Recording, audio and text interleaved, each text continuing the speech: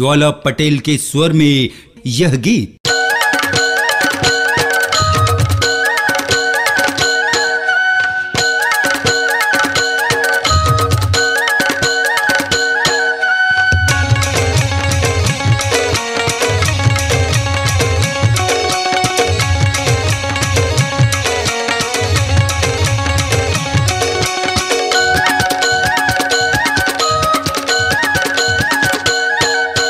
रही रही ढेटा हलावे वो तोरे बारी के खेड़ा, रही रही ढेटा हलावे वो तोरे बारी के कोहड़ा, रही रही ढेटा हलावे वो तोरे बारी के खेड़ा, रही रही ढेटा हलावे वो तोरे छानी के कोहड़ा। ए हलावे वो डोलावे, ए हलावे जी डोलावे, रही रही के खजुआवे वो तोरे जिमी कांदा, रही रही के खजुआवे वो तोरे जिमी कांदा, रही रही के खजुआवे वो तोरे जिमी कांदा। महिमा अड़बड़ मिठावे वो तोरे जिमी कांदा।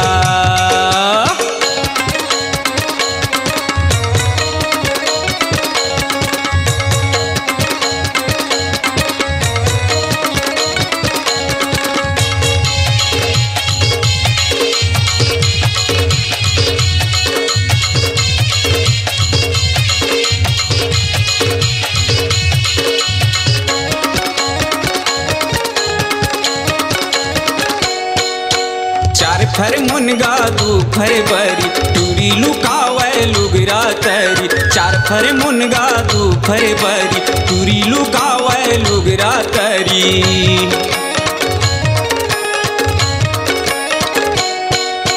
चार फर मुनगा दू फर बरी टूरी लुकावे लुगरा तरी, चार फर मुनगा दू फर बरी टूरी लुकावे लुगरा तरी। लुगरा तरी जी लुगरा तरी, लुगरा तरी जी लुगरा तरी, रही रही के खजुआवे वो तोरे ये जिमी कांदा, रही रही के खजुआवे वो तोरे ये जिमी कांदा। महिमा अड़बड़ मिठावे वो तोरे जिमी कांदा, महिमा अड़बड़ मिठावे वो तोरे जिमी कांदा।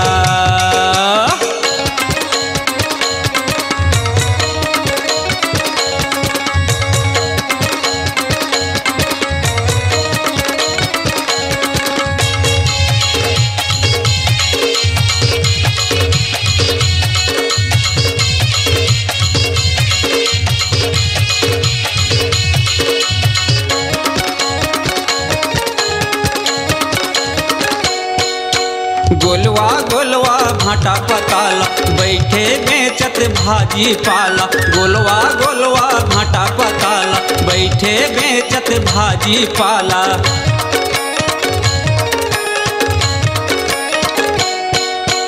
गोलवा गोलवा भाटा पताला बैठे बेचत भाजी पाला, गोलवा गोलवा भाटा पताला बैठे बेचत भाजी पाला। भाजी पाला जी भाजी पाला बैठे बेचत भाजी पाला, रही रही ढेटा हलावे वो तोरे बारी के कोहड़ा, रही रही ढेटा हलावे वो तोरे बारी के खेड़ा, रही रही जिला जलावे वो तोर गोलवा भाटा, रही रही के ये बलावे वो तोर गोलवा भाटा।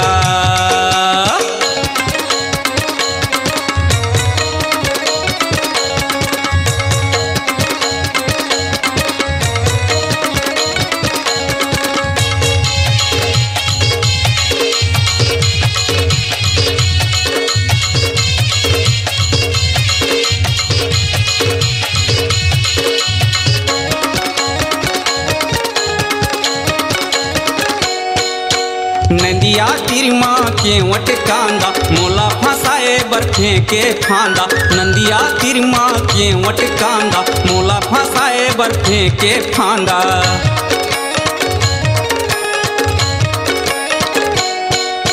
नंदी नदिया तिरमा केवट कांदा मोला फंसाए बर फेंके फांदा नदिया तिरमा केवट कांदा मोला फंसाए बर फेंके फांदा वो फेंके फांदा मोला फंसाए बर फेंके फांदा रही रही ढेटा हलावे वो तोरे बारी के कोहड़ा रही रही ढेटा हलावे वो तोरे बारी के खेड़ा रही रही ढेटा हलावे वो तोरे छानी के कोहड़ा रही रही ढेटा हलावे वो तोरे बारी के कोहड़ा ए हलावे वो डोलावे ए हलावे जी बलावे रही रही ढेटा हलावे वो तोरे बारी के कोहड़ा रही रही ढेटा हलावे वो तोरे बारी के खेड़ा रही रही के खजुआवे वो तोरे ये जीनी कांदा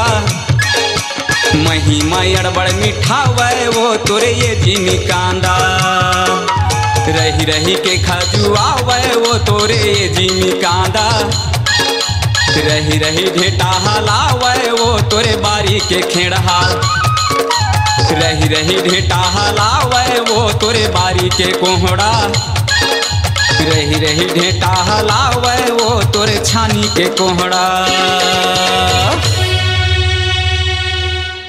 अपनी आवाज को दीजिए एक नया मुकाम। डिजिटल रिकॉर्डिंग की दुनिया का जाना पहचाना नाम स्वरांजलि, जहां गूंजती हैं ध्वनियां अपनी माटी की सौंधी सुगंध के साथ। छत्तीसगढ़ी संगीत के विविध रंग जो पहुंचाते हैं पूरे प्रदेश में डिजिटल रिकॉर्डिंग के संग। स्वरांजलि स्टूडियो, नेमीचंद गली नंबर 2, गंजपारा, रायपुर।